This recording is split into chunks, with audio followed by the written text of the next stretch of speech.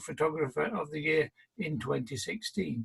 So please put your hands together or give a wave in a good Mexborough and Swinton welcome to Shaun Reynolds. Thank you. Good. Okay. All right, thanks for inviting me. Thanks for Rachel for, giving me the nod for this as well. I'm Shaun Reynolds, as you know, and I have been a on and off photographer for 30 odd years, mainly of daytime stuff. I've never even heard of astronomy photography until about 10 years ago. And quite by chance, a friend of mine got interested in doing some astrophotography, and he knew that I'd been in photography, so he asked me to join him in it. And I was a bit reluctant because I thought, well, why stars? What's there to see in the sky? Until I went to his one day and attached the camera to the scoop, and that changed everything from that day onwards. And basically, what we had to begin with, or what my friend had, was the scoop and a mount, and I had a camera very similar to this little setup. I think his scope was the Meade 127, if I remember right.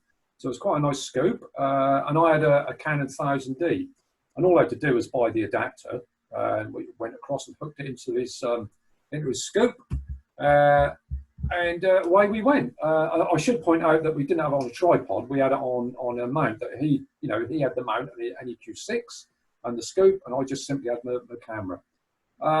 And from that moment on, I was hooked on that very first shot we did. I think that we did M42, pretty awful exposure, but to us, that was it. That got us going. So I'll just show you a few pictures that we managed to get that year, because I used to travel across to John's, and I think his sky was probably about a ball 3, very dark sort of sight that was. And it's one of the sort of first images that we ever got, and I'll take them away and process them, and of course John would get the scoop going, so we worked well as a team. Obviously that's M101, that was a very faint sort of thing in the sky, and we were quite amazed really at what we could get. So that was all during the winter of 09-10, I think. And this one obviously is M42, which everybody images. I mean, it's a beautiful object to do. And that was indeed, I think, our very first image that just, turned us on to this whole sort of area of doing imaging. And then we carried on through the winter, and then, I'll show you all the ones that I'm embarrassed to show now. There's a very early one of the Horsehead. I think I managed to get about half an hour on that. I was pleased with it at the time. And it just showed you what we could do. And then one of the last ones I think we did was the Pelican Nebula. And as I say, that was all with the Canon 1000D. So it's quite a simple setup, and it gave us the sort of the will to want to carry on.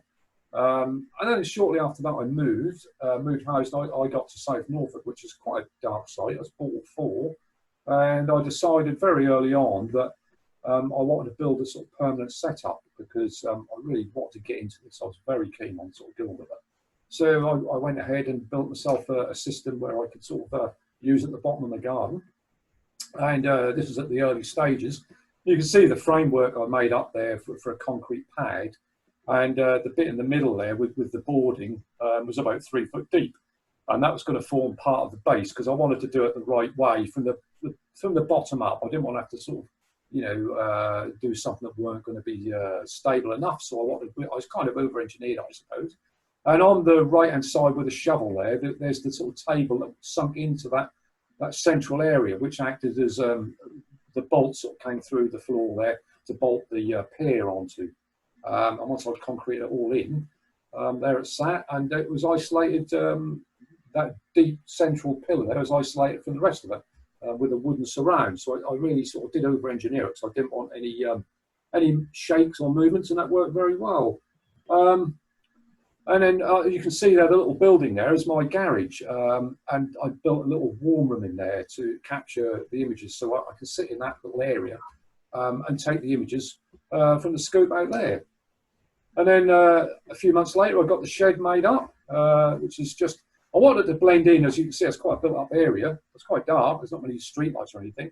But it's a simple 6 by 6 foot shed with a runoff roof. And I didn't want a dome on the top. I didn't want to sort of make it obvious. I just wanted to look like a shed. And there it was. The finished thing was like this. So I can simply come out any time, just slide that roof open, and I'm ready to go.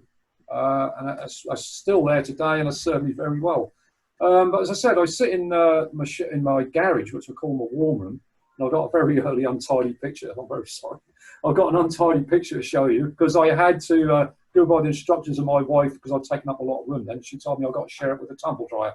So they come in quite handy because on the really cold nights, I used to turn it on and open the door sometimes. It used to keep me warm in that sort of 2 or 3 in the morning times, you know, when you're flagging a bit. So, but one of the first images I did capture on my own, under my own steam with a simple setup without guiding or anything was Andromeda.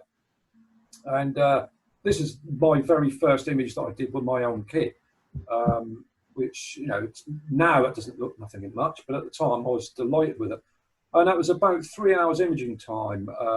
And I did about over 100, I think, 90-second images and stacked them all together. And that's the result I got. So I was pleased at the time. So I decided to build up a better imaging kit because I'd sort of done as much as I could with the DSLR. And me and my friend went on holiday, and he'd invested in a CCD camera, a mono camera. So from there on in, when I start to see what they could do, I really wanted to go that way. So I built up a kit to actually do this. And I'm now going to sort of go through the kit and give you an idea of the capturing of the images and an idea of like the processing and how I put it together. So I'll start off with the imaging kit. I haven't got a Hubble, which is unfortunate. So, you know, mine's ground based, but as you saw, I had a basic scope and a mount. But I swapped cameras to the SXV 694 CCD. Now these are cooled a mono CCD. Excellent camera. They're quite expensive, and all they can do is sit on the end of your scope. But you can cool them down like your fridge, and I often shoot at about -10, -15, because the cooler they are, the less noise you're going to get from the electronic build up of heat in the unit itself. And I've still got it to this day, and I've had it about 8 years now. It's a fantastic thing, very efficient, and you can cool it right down, and the noise is minimal. But that's just a mono CCD, so it's black and white. It means you use every pixel in that CCD to gather your images. So it also means that you need this big disc here, which is my filter wheel. Because although it's black and white, to build up a color image, you need red, green, and blue. And also you need a filter called luminance filter. So it takes 3 or 4 times as long to gather your data, but then again, you get 3 or 4 times worth of signal because every pixel in the CCD is being used, unlike with a one-shot color, which has got like a biomatrix in front of it. So that big old wheel there is my filter wheel, which inside, this is not the same filter wheel, but this is just representation. Inside, I've got a 7-position filter wheel because I've got LRGB for the visible light, but I've also got 3 narrowband filters that go in there as well for narrowband imaging, which I'll show you as we go further along. Obviously, that's what takes the time. But so you've got your CCD camera, and you've got your filter wheel, and then I had a flattener, and then I'm shooting now with the great Apo that I've got, which is the Williams Optics. That's the FLT 98. So that's an excellent scope, and works very well for the kind of thing I want to do. And it gives me a field of view of about 1 degree or so, which is great. So that's the basic sort of kit that I had to build up. It took a little while to do because I was saving up to get the filters one at a time, because these narrowband filters are very expensive. And I got the Astrodon, so I didn't want to have to get one and replace it later. So I decided to go in deep, first off. And I got Astrodon narrowband filters, and they got a bandwidth of 5 nanometers. And I think way back then they were £240 each, I believe. So the filter wheel is worth as much as the actual camera itself. So it's a big investment, but over time, but it really was worth it. So we'll sort of go on from there and go into the caption of the image, which is the way I do it. And there's 3 or 4 main things that you have to have sort of set up and in place to get you going. And they are aligning, focusing, the guiding, and the capture sequencing. Now I'll explain a little bit about each, but basically the aligning is a very important thing, because with a 1 degree field of view, you often, I mean, you can't get one image in one night. You can spend weeks or months or even over a year sometimes. So you've really got to be pinpoint accurate to your position in the sky night after night.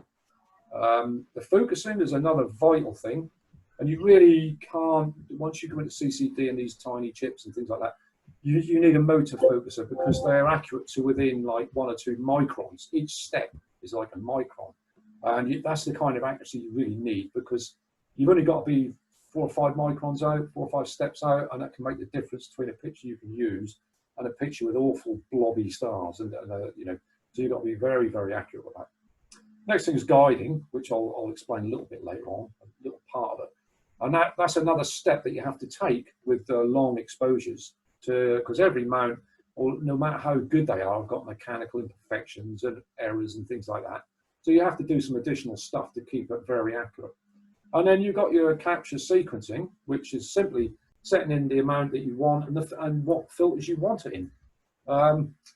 So I use Maxim, so I'll just give you a screenshot of the kind of thing that I'm doing. So first of all, this is the aligning, and I use a thing called Pinpoint, and what that does is you set up your imaging scale in arc seconds per pixel and what have you, and you feed that into the program.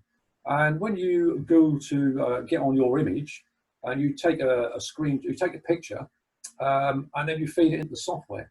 And the software's got a database of you know, millions and millions of stars, and it looks at your image, knowing your scale, and it'll tell you where you actually are pointing. So you know, although your mount could be pretty good, depends how well aligned it is, polar aligned, and you know how good the mount is. But if you're a long way from the pole star, there's going to be a little bit of error, and it will point out how far off you are, and then you can sync your map to where you're actually pointing instead of where you think you're pointing. And then, of course, you can set in the coordinates. And every night, you know, you do that 2 or 3 times, and you'll get to within a few arc seconds, which, you know, is vital, because you only got to miss off a minute or 2, and by the time you put 100 images together, they're all over the place. You've lost half your frame. So that's very important. Next thing is the focusing. Again, it's a vital thing, as I said. But in Maxim and other programs, it does a lovely little thing called a V-curve, which you can see in the bottom right there. And what it does is you take an image of a star or the star field, you pick the star out, or it picks the star out, and it'll defocus the star, and it'll move out to defocus, and then it'll move in. Usually, I think on my set was about 40 steps at a time, so it's 40 microns.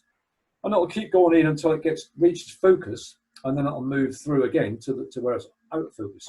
And it'll take a measurement of the brightness of that star, and you can see up there, which is FWHM, which is full width Hertz maximum. And you're looking for the lowest number, so it kind of calculates that from the brightness of the star.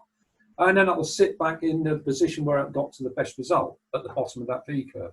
And quite often I'll take that as okay and image with it, but not always. If you get a night where the seeing isn't quite as good, I'll often get it to that position, and then I'll start moving a few steps either side and taking a few sort of short exposures and get an average of the numbers. And once I'm happy that the number's down to, you know, 2 points something or other, then I'm happy with that, and that's generally the way to do it.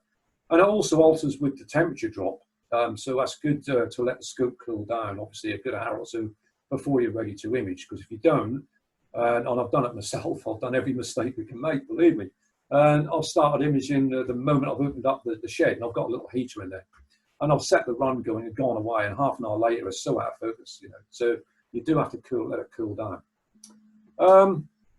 Now guiding, it's a whole subject on its own, but basically that little inset picture there is the kind of kit I'm using. I haven't got the big Ritchie Gretchen anymore, so I've just got what's on the right there.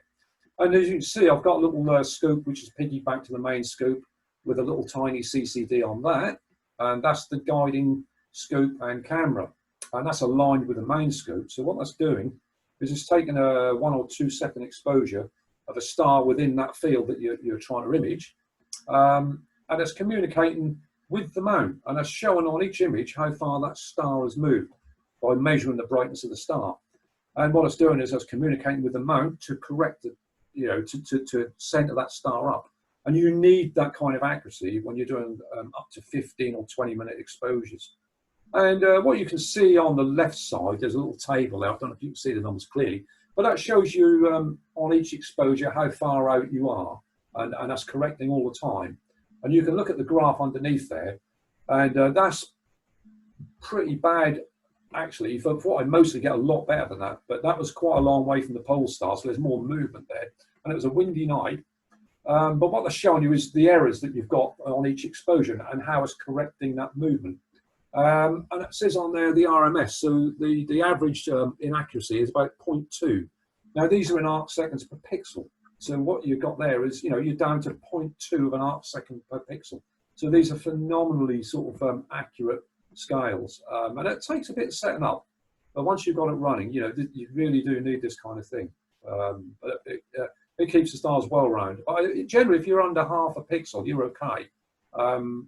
Under really windy weather, and sometimes the seeing is so terrible, what I actually do is increase the exposure slightly of the star exposure. Normally I'd do a 2-second exposure and that would do fine. But if it's bad, I'll go 3 or even 4 seconds, and that will actually get a little better, because the seeing is quite atrocious sometimes. And then finally, the sequence. Well, it's a simple thing of setting what filter you want to use, what length of exposure, how many you want, and what it is. And whether you want to bin it, which is you can multiply the pixels together to give you more sensitivity. I don't personally do that. I haven't found I've needed to do that. So I shoot at the natural scale. And at the top there in the center, you'll see dither. Now, that's a very important thing. And what that does is that between exposures, it will move the scope by 2 or 3 pixels between each exposure.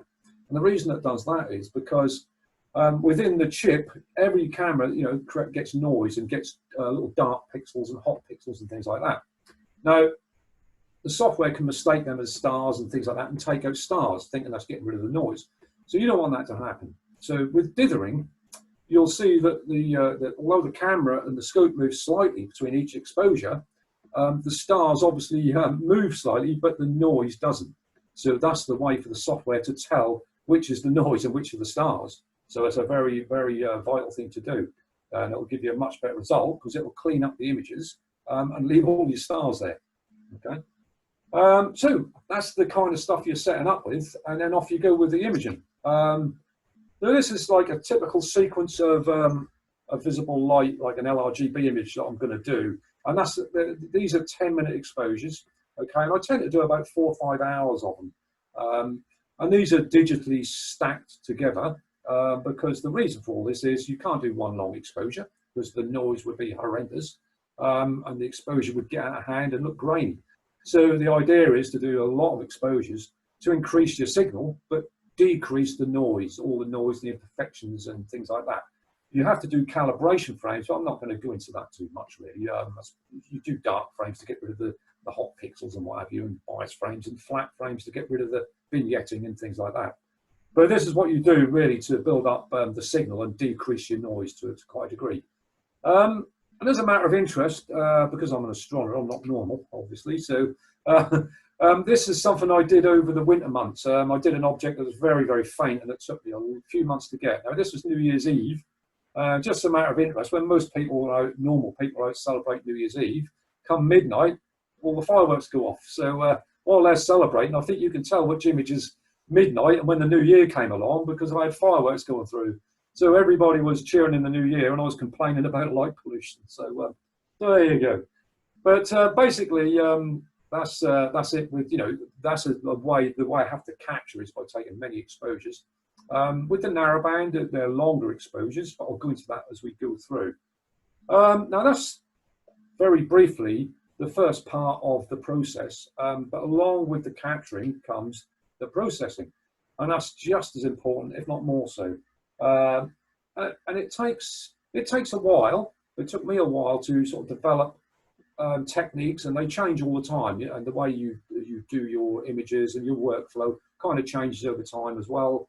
But also you gain a bit of experience with your kit, and you know what kind of thing you're after. So that will also determine how you how you capture it and what filters you want to use to put together. And there's several different ways of doing it. Okay.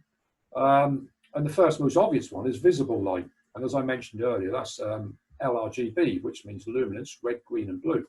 So it's 4 separate filters. Now, your red, green, and blue, you want good, you just want good signals. You just want good color. So you don't need huge detail. You need sensitivity in the chip, so you need to get that color through. So if you imagine it, or you liken it to like a water painting, it's like your red, green, and blue are like your brush strokes. You know, you're just getting in, you're blobbing it on to get the color there. But your luminance is like your pen, where all the fine detail is. And the luminance I spend hours doing, because what that'll do, that'll lay over the red, green, and blue, and it will give the detail to the picture, and also keep the brightness level quite even as well. So that's visible light. Then you've also got narrowband, and with the CCD, you know, you can get some true narrowband imaging.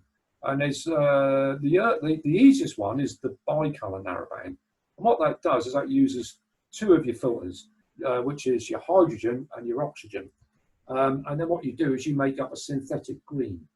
And I'll go into that in a little bit more detail in a minute. But the best way really is the Hubble palette with the narrowband, which is the SHO palette, which means sulfur, hydrogen, oxygen. With those 3 narrowband filters, you can build up a beautifully detailed and colourful picture. It's the art of science, I like to call it, and that's probably my favourite thing to do. A lot of imagers love doing this kind of thing because it really does show them off nicely.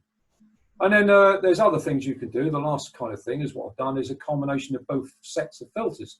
So you can do visible light, and you can also do narrowband, which I'll explain later, but that will give you more detail in certain wavelengths, and you can add that narrowband into your visible light and create a much more detailed picture with a natural look.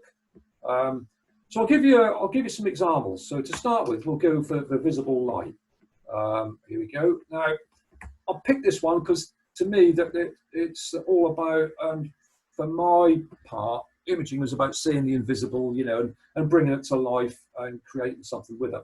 Now, I don't know anyone probably that has observed the Baby Eagle Nebula, or LBN 777, but it's in Taurus, and that's a proper Mag 30. I mean, it's practically invisible. Well, it is to the naked eye. And what it is just coal dust in space. And it's just been barely lit by surrounding stars, and it's just totally impossible to see. Now, that was a challenge to me to do it, but with imaging, you know, this is what you can do.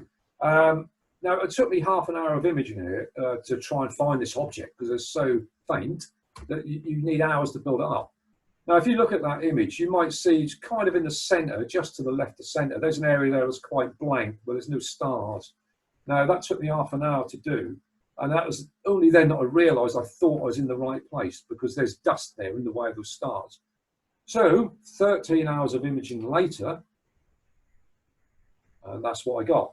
So it's all there. It's practically invisible, but with capturing, with all these hours and hours of capturing time, you're building up, you know, photons all the time. Obviously, the eye only holds it for 5 or 6 seconds, but you've got 13 hours worth here. So that gave me the luminance, and then I did about, I think, 2 hours of red and green and blue, and then that gave me what really is there, which is called the Baby Eagle Nebula. Now, to me, that's what I love about imaging, and that's what it can do. And I don't know anyone that's, well, I don't think that's observable. So it was a bit of a challenge, but that's strictly visible light. Okay, but moving on from that one, here's a few what I've done in LRGB. This one's a favourite of mine, M33. That's quite a low surface brightness, so it's a nice one to image because it's not got too much dynamic range. There's a nice structure to it. And in the field of view that I've got about 1 degree, as I said. That fits nicely in there. And you get the colour. You know, I think most of my LRGB galaxies and visible nebula around about 10 hours. So I get about 5 hours of luminance, and typically about 90 minutes or so of each colour. And they're in 10-minute exposures. But it gives off a nice sort of detail, and that's one of my favourites. Another one of the lollipop galaxies is fun to do is M51. I mean, obviously, that's about 30 million light years away. The objects are getting smaller, and obviously with my scope, I'm stuck with a a field of view that I've got with that camera chip and that scope. So I have to crop in a little bit to get them. So, you know, you try and frame it with other things of interest. And if you see in the bottom left corner, there's a couple of much more further distant galaxies down there. So I just sort of cropped it into there. But you get a nice colour and a structure to the galaxy there, what's being torn apart as it's colliding. And that's an imager's favourite to do, you know. And then some of the more obscure kind of things with my setup that's the Dalit group. That's NGC 7331 sitting there amongst the cluster. And that's another nice thing to do. But again, I mean, we're getting to the edges of what I can achieve with that field of view. But I try, you know, you try and find objects like clusters to put in there. But in just galaxies, there are visible nebulas too, and they're a challenge, like the Baby Eagle. And this is one that was quite a challenge in Cepheus, and I was nicknamed the Ghost Nebula. And again, that was very faint, but that's got a nice structure to it, and that's lit by those surrounding stars. And I think that would be about another 10-hour sort of imaging session there. But I'd say my favourite in normal visible light is, I mean, these are all what we call reflection nebulas. They're not emitting their own light, they're reflecting starlight. But the one I want to really show in LRGB is in Perseus, and that's NGC 1333. Now, to me, that's probably the best and most colourful visible reflection nebulas that's out there in the Northern Hemisphere. And there's several brown dwarf stars that populate that area. But they're reflecting into this dusty area that you can see there in all kinds of light. So you've got the reds and blues and yellows and the star colours and the dust in there. And that, again, that was about 10 hours imaging time. And this is all in visible light. But as I said, my favourite and the thing that you get the most detail out of is narrowband imaging. And that's something that I just like to do, and I really do. And there's a whole load of emission nebulas out there which are good for narrowband imaging. And to go into this, I'm sure most people have seen this anyway, but you've got the electromagnetic spectrum, and in a tiny part of that spectrum, we've got visible light between 350 nanometers and 700 nanometers. And that forms the whole colour of the rainbow that gives us our colour light, a visible light. But narrowband imaging takes a much smaller wavelength than that. And basically, when we're looking at emission nebulas, we're looking at atoms that have had excitation. So the electrons have jumped up a field or two. And when they do that, they absorb a photon. But in quantum, they like to be in their most lazy, normal, natural state. So they'll drop back down instantly. And when they do that, they emit photons. And that's the emission of those photons as they drop down that we're picking up in narrowband. And that's what gives us fantastic detail. And to show that in the visible spectrum, if you look at the wavelength of light there, between 350 and 700 nanometers, you'll see the little peaks there of S2, which is the sulfur, hydrogen alpha, and oxygen. You've also got hydrogen beta, but I don't use that filter. And the Hubble palette, which is what we like to do, use oxygen, hydrogen, and sulfur. But as you can see, the sulfur is in the high part of the red part of the spectrum. Then you look at hydrogen alpha, which is the most abundant thing in the universe, and that's also within that red band. And then you go down to the oxygen, which is in the green. So to try and put those three together and make an image of two reds and one green would look horrendous. So what was devised by Hubble when they put all this together was to shift them around. So as you can see on the right-hand side there, the S2, they've sort of colorized that as the red channel. And then the hydrogen alpha, which is the most abundant, has moved down to the green channel. And then the oxygen, which is just on the green, has moved down to the blue. So that gives you what's known as a false color image. But what that means is that's giving you a red, green, and blue buildup of these narrowband spectrums, which gives you a lovely, lovely view and a very detailed view of the nebula. So, as I mentioned, bicolor. Now, a lot of these things are very low, very weak in signal on sulfur, and they take hours and hours. So a lot of people, and you can do this like a bicolor. And basically, because H alpha is abundant, you can do your hydrogen alpha, you get tons of signal in there. And in this particular one that I've taken, which is the Cone Nebula, I did O3, the oxygen, and there's quite a lot of signal in that too.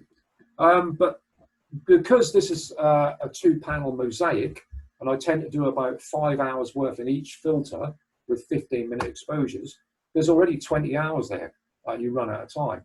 So instead of putting the sulfur in and spending that extra time, you can blend those two together and make what's called a synthetic green. And that then gives you your red, blue, and green. So the green is actually a combination of the oxygen and the hydrogen alpha. And what you're doing with the hydrogen, you're making that red, which it actually is, and you're making the oxygen blue, and then you're combining them both to make a synthetic green to give you all the colours. And when they're all put together, that's one of the images. That I got that one in astronomy now, and in their yearbook, actually. That was one of the ones I got in, one of my first ones, I think. But that's the Cone and Christmas Tree and Fox Nebula. And you can see the marvellous detail you get in these things with these narrowband images. But it gives you a very dominant red colour because, you know, it's dominant in hydrogen. So that's what's giving you that colour. And you've also got some blue areas there, which are your oxygen, which isn't as abundant. But putting the green in kind of balances the whole thing up. It wouldn't look right without the green.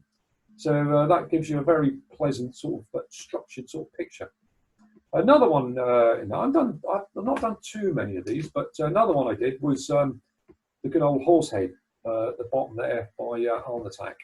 I did this because of its position where it is in, you know, my back garden. I've got about an hour and a half between two rooftops to get it. So one year I managed to get some hydrogen and I managed to get some oxygen. I think I got about 3 hours of each. And I decided, well, I'll put them together as a bicolour image. And, you know, there's a nice detail to it. Very nice. The stars are quite blue. But you can see the structure of the clouds and the flame nebula and everything else. But I didn't have time to get the sulfur because it looks a lot better with 3. You get a little bit more depth and detail. But I did the next year, and I'll show you that one later, and you'll see the difference.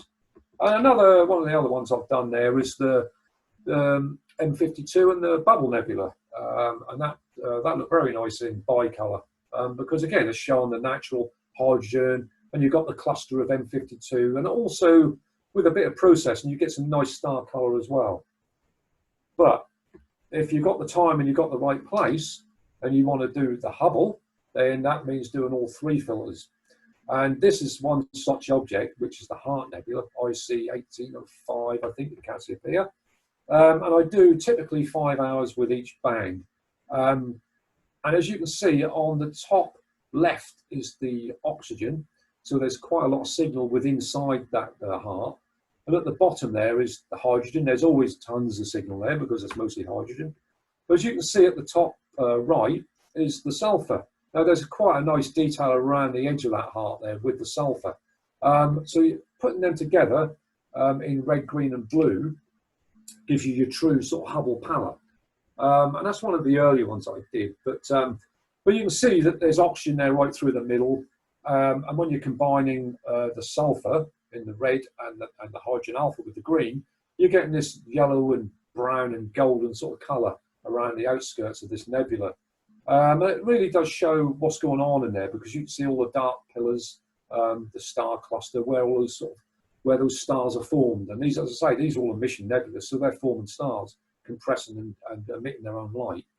And I've got a few of these to show, and they've all got in common is that they're star-forming regions, and they're all Hubble. One of the other ones, which I thought was a nice one because it shows all the different colours and wavelengths, is NGC 7822 in Cepheus.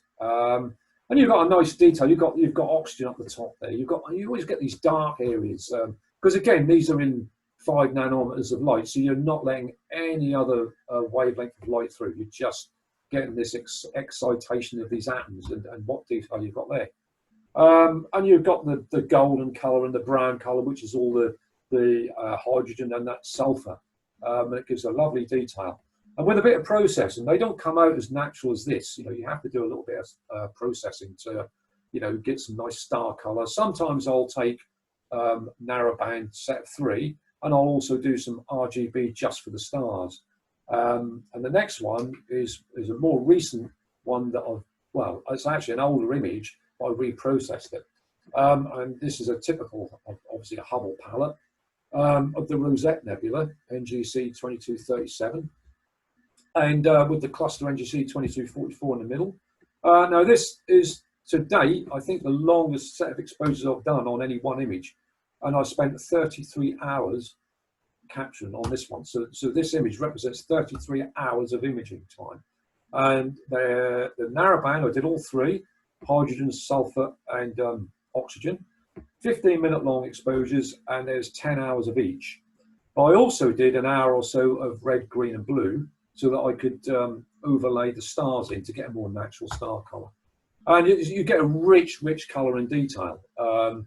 And really, I didn't have to do as much processing because I've got so much data on it, and it was so smooth. The more time you get, the smoother that detail is, and the easier it is to bring out the faint areas. So that was worth the 33 hours, I thought. You know, that was one of my favourite ones. But and I liked a slightly bigger field of view, but as I say, I'm stuck with that field of view. I did consider doing a mosaic, but really I'd have needed to do 4. And the thought of doing, what, 120, 130 hours, I thought, now that'll take me about 5 years for the whole one. So I gave up on that idea. One of the more recent ones was this year was NGC 281, the Pac-Man Nebula in Cassiopeia, I think. And again, you know, they're all familiar in that you've got that structure. You've got this hydrogen and sulfur all around the outside and the oxygen in the middle, and they're all star-forming regions. And you see these pillars sort of pointing in, and you often see clusters of stars within that because that's where they're forming stars. Again, this would have been a 15-hour exposure because I did 5 hours in each. And one of my more recently favourite ones, I think, has got to be the Wizard Nebula, NGC 7380, I think, again in Cepheus, one of my favourite constellations. There's so much stuff in there. And that's, I think it says it's 100 light year long, that whole sort of pillar there, which is called the Wizard because of the shape of it, apparently. There's 2 little hands there and what have you. But, you know, again, you've got a classic sort of star formation area there with that golden brown and the blue of the oxygen. And that was 15 hours worth of imaging time. And I think I captured that last winter. Yeah. Well, that's all, you know, the emission nebulas, but there was also supernova remnants, and they're equally as good to do in narrowband. And this one is the jellyfish, IC443 in Gemini. And that's a 2-panel mosaic. Now, I did that, I think that was 2018 I did that. And we had one fantastic month in February where we had 6 or 7 clear nights on the trot. And I was up all night, all of those nights to put this together. Unheard of. I've never had such a clear spell in my life. I was exhausted by the end of it, but it was well worth it. And again, I mean, this is there's lots of sulfur in that one actually, and hydrogen, of course. And there's a little bit of oxygen there around the outskirts and the outlying regions there. But it shows the structures, and it's. I think I said that they thought that might have been 2 supernovas to form that shape, but it's a beautiful area to do. But as you heard me mention earlier, I did the Horsehead in bicolour. Well, the next year I managed to get all 3. And there's the difference between what was the bicolour and the full Hubble palette, which is, there's a huge difference. You get that depth of colour, you get that sort of range of colour, and generally, you know, much more detail. And you can see there, like Alnitak and all the rest of it, is, you know, stellar wind is blowing that Horsehead to form that shape, to make another star-forming region. And that's a beautiful area of the sky to do. But a lot of people do that in visible light, which I would still like to do with some hydrogen alpha, because it is, you know, a beautiful thing to do. But I thought I'd give it the Hubble treatment because it's unusual, and it's a lovely object that shows up well. There's a lot of sulfur in it too, so I'm very glad to get that. In fact, I think I did 2.5 hours in hydrogen alpha and 2.5 hours in oxygen, and I did about 4 hours in sulfur, because again, there was quite a lot of sulfur in it, but you often have to do a little bit more with the sulfur because you've got to stretch it a bit more to bring out that colour. One more sort of set, as I mentioned earlier, which is a combination of the 2 sets of filters. Now, you know, there's some objects that you know, are great in visible light, some nebulas, emission, reflection, and what have you, which you can do, but also you can add in some narrowband to sort of complement that wavelength. But what you do is, and as you can see here, you've got your red, green, and blue in visible light, But with each of the blue and the red, you can see with the blue, I've got some oxygen narrowband there. And with the red, I've got the hydrogen narrowband. Now you can see the detail that you get there that you just can't see in visible light. So, you can combine all that lot together. So you can put the oxygen in with the blue and blend it together, and then put the hydrogen in with the red and blend that together, and then make a red, green, and blue image.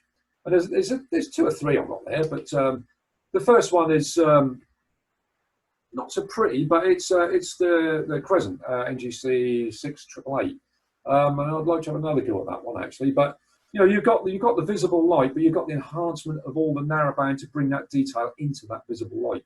As you can see, the star color is you've got an actual sort of star colors there, and you can see the pinkish color of the Crescent. But also around the outside there, you can see that faint blue shadow. I don't know all the details about that, but it's quite unusual apparently, where the oxygen is being blown out ahead of the hydrogen.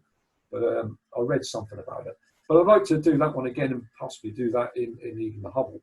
One of the best ones I found, which I liked, was IC 405, I think, or 410, 405, I think it is, in Auriga, and that's the tadpoles. And that's nice anyway. That's a lovely mission to do in visible light. But again, adding that narrowband to the visible wavelength really just adds to the detail. So, and this isn't Hubble palette, this is natural light palette, but with the addition of that narrowband that you can get. But I think probably the best way to show what it's like when you can add narrowband in is Andromeda. Now again, it's a big galaxy. It doesn't quite fit in my field of view, but this is the best representation I could find that explains what I'm saying. Because you've got a visible light here. You can see the galaxy, you can see all the outer lanes and the dusty areas. But adding 5 hours of hydrogen alpha into that and blending it in shows you that there's a lot of star forming regions around there. And you can see it by all those little red areas there of nebulosity, which you wouldn't necessarily see with just visible light. So that's probably the best example of how you can add in some narrowband data to enhance the detail and what's going on in these images. And that was done last year, I believe. But I think M31 Invisible, I did LRGB, which would have been about 10 hours, but then I spent a whole 5 hours doing the hydrogen, and you just blend in that part, and it gives you an all-round sort of detailed view. And sort of finish off a little bit with to say that the process and things change over the years. As I say, you learn techniques, you see things differently, and you do different things. So I just thought it'd be interesting to show you a couple of pictures that I've done from way back and now. So again, this was the Heart Nebula.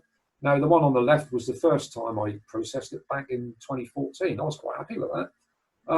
But as years go by and you learn, your techniques develop better and better. I decided to go back and have another go at it. As you can see, you can really enhance the colours and the detail of that kind of thing. And with 33 hours, that was easy to do. I've got 2 or 3 here, but one of the other ones is from way back then to now. Obviously, that was one way back with the camera, one shot colour for half an hour there, to where I am here doing the Hubble with 10 hours. Obviously, there's a huge difference there. But it just shows you the steps and with different filters and with all the techniques and the kind of things that you can gain from it and add to it. Another one, funny enough, the one on the left is the one I've just done this year, and the one on the right was the one I've done in 2015, I think, which I was quite happy with. But there's subtle differences over the years. As I say, the different techniques you can bring out, meant I could get a little bit better definition in that dark, dusty cloud around there, and kind of hold it back a bit and get slightly more colour and balance the stars and things like that. And one of the final ones would be the Pelican again. The one I showed you first was the one with the one-shot colour, and obviously the stars were huge, and I was pleased at the time. But the one on the right is with the CCD, and that was a bicolour, so it's 2 sets of narrowband, and that's a 2-panel mosaic. And obviously the structure there is somewhat different from the one on the left, because as I say, with narrowband and with the techniques now, you're gaining a lot of experience. But with narrowband imaging, the detail that shows up is immense. Now, this all looks very easy and very good, but for the first year or so, I had to get all this set up and running, and I spent many a night frustrated down at my shed, and I often ended up doing that every night, because if the guiding went and something else went and a lead pulled out and things like that, it is very frustrating. But when it does work, and it has been working, and you get excited about it, I'll advise you, don't go in and tell your wife about your RMS on your guiding, because you'll end up getting ignored. Okay, so on that note, I'll say thank you very much for listening to that part, and if you want any questions, I'm happy to take them. And I'll just point out that I've got a calendar up here. There'll be a link up there for you if you're interested. Some of the images that I showed you there are in there, along with full and new moon dates and some of the meteor shower dates, you know. So if anyone's interested, we'll put a link up there, and that's the link to the website if you want to see the hundreds of images that I've got. So if you want to sort of hold it there and I'll take some questions, that would be great. And I've also got some wide field if you feel that you want a bit more of it. Thank you very much, Shaun. You're welcome. I am absolutely gobsmacked at some of the pictures that you've, all of the pictures that you've shown us this evening. Thank you very much. If I can, a severe lack of sleep in the main part. Yeah. Well, I'm absolutely lost for words, really. They are amazing images you've taken. Thank you. Are all those images taken from South Norfolk? Every one of those images, yes, they've all been taken from the back garden in Norfolk, with the exception of those very early ones, which were done in the first year with the DSLR, and that was in Dereham. You know, my friend's pad. I used to, you know, drive out there any clear night. But yeah, all of the others, every one from there on, I've done from there. Yeah. Oh, okay. So if you have a question, and I'm sure there will be many questions this evening, if you have a question, can you put up your hand and I will nominate you to have a chat. You will have to unmute yourself when you're nominated. John. Yeah, Shaun, that was absolutely terrific. As a photographer for almost 50 years, yeah, I've never seen anything like this in my life. Well, thank you very much. Thank you. And I'm so taken back by some of your images. And you mentioned about the techniques that you use. Yeah. And I think this is more than the equipment, isn't it? It's how you process. That's a very big part of it. Very, very big part. Yeah. I mean, I use Photoshop. I've never used anything else. Right. Same here. Yeah. It's a fantastic. I know a lot of people use PixInsight, and that's great, and lots of other things. But I've just been right down the road with Photoshop, and I'm still learning with it. That's one thing. Processing is constantly evolving. Constantly. Yeah. Yeah. Absolutely super. Really, thank you for that. Okay, anybody else? Obviously, hold on, I've just got to flick backwards and forwards. Is there anybody else with a question? Oh, I'd like to ask another one. Yeah. Go on then, John. Hope you don't mind, Shaun. No, not at all. No. I've taken an interest in the moon, so the lunar sort of pictures, using my normal my DSLRs, with good lenses, and they're okay. And I've just recently bought an 8mm fisheye lens. Okay. I'm at a stage where I'm thinking, do I need to go any further? I've got a tracker as well. Yeah. I'm just wondering what I can achieve with the equipment I've got. And I'm often stuck at, okay, I can get this with an 8mm lens, and I can maybe get this with a 1200mm lens. Yeah. It's knowing what to look for. If it's deep sky is your thing, you're going to want a tracker, ideally. And there's some amazing images out there that people have done with a tracker, because you're increasing your exposure time, and you can stack. But I mean, you don't need that for the moon. And I can tell you someone. I can tell you someone who's very good at that, and she's sitting in here, Rachel. She's done some amazing pictures of the moon. But with your wide angle, push, you know, that's, if you want to hear the next part, that's the wide field Milky Way. Yeah, and you don't need, I mean, a tripod and a camera, you know, and a dark sky. Really, Yeah. you'd be amazed what you can get. Yeah. Thank you again. Thank you again. Right. Okay. Shaun, a question from me. You know, when you're doing your LRGB exposures, do you expose the same amount for each? I do. Yeah, for each filter. Yes. Some people go, when I mentioned binning, some people will do like the natural, every pixel, they'll use each pixel and natural one by one and take the detail with that. But with the color, some people do what they call 2x2 binning, which means you're combining 4 pixels. So the resolution is less, but you don't need resolution with color. You need sensitivity to get that signal in. So I don't tend to do that. I've tried it once and it didn't really benefit. But I do 10-minute exposures for color and luminance. The odd picture I've done 5 minutes if there's a big star field and that kind of thing. But mostly, you know, it's like with galaxies, it's 10 minutes. Okay, thank you very much. I saw a hand waving as Shaun was. Okay, Trevor Worrell, can you turn your microphone on? Yeah, that's it then. Hi, Shaun. Really interesting presentation. Thanks. Some really nice images too. Thank you. I just wondered if you favoured one imaging rig setup. I could see what looked like a William Optics, an 80mm or something. Yeah. Well, in my first setup, yeah, that was a Megrez. I think that's Megrez 90. But now I'm using an FLT 98, which I got a few years ago. Brilliant Apple. Williams Optics. Got Russian optics in it. It's great. On an NEQ 6R mount, which is the belt-driven one, which is also, it's been amazing. That mount is superb. The SXV is my CCD. I've had that a number of years. Yeah, and I've got my a cheapest guide scope you can imagine. I mean, I bought that for about 80 quid, the ST80, with a little Lodestar guide cam. And that's it. That's what I've had for years. Yeah. Yeah, I think the Lodestar's quite a sensitive guide cam as well. So yes, I guess you get some.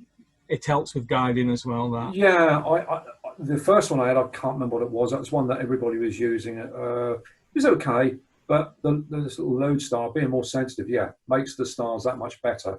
You know, to do the guiding with, it really helps. Definitely. Have you looked at any other software for processing and guiding? I mean, the favourite is PhD2. It is PhD2. I know everybody that, but I've combined everything into Maxim. I've spent my time building up on that, and it does guiding. You know, it does the dither, it does the capture. Everything I do is through Maxim, and it goes straight. Even some post-processing, DDP, which kind of balance out the high dynamic range, and then I pop it through Photoshop, and that's how I do everything. You actually, I'm going to say, do you have a peer PC where the data goes straight into, and then take it from your warm room from that PC by a remote connection, something like that? Yeah, I mean, I've got my main PC goes in there and that does everything, processing everything else. I've got 2 or 3 computers and I used to do TeamViewer. So I'd set it up down there, leave it down there, go indoors, glass of wine, nice fire going, getting TeamViewer going and falling asleep, waking up at 3. But, you know, I kind of thought that was getting away from the whole thing. You know, I thought, well, I'm just looking at data on the screen. So I kind of got out there and I go out and look and, you know, I spend a bit more time out there now, you know. Yeah, 2 very quick questions. What's your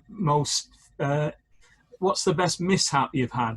Well, there's been a few. It's an embarrassing one. Okay, I once, when I started to build up the filters, this was quite embarrassing. I got a luminance filter, and then I got a hydrogen alpha, I think. And I started, in the filter wheel, they're numbered, and you have to allocate them numbers, obviously, in the software.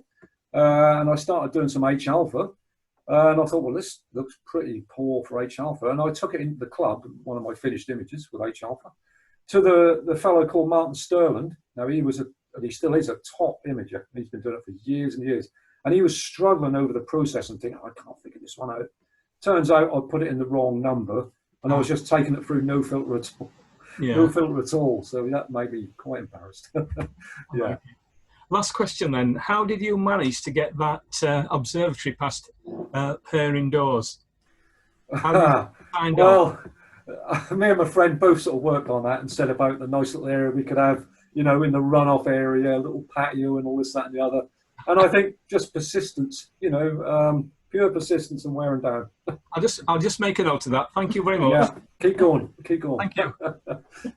Has anybody got any other questions? I'm not seeing any hands. I'm just having to flick through several screens. I think, Shaun, you have absolutely taken our breath away, really. Great. Well, thank you very much. We're just in awe. So, in our usual Mexborough and Swinton Astronomical Society manner, can we show our appreciation to Shaun?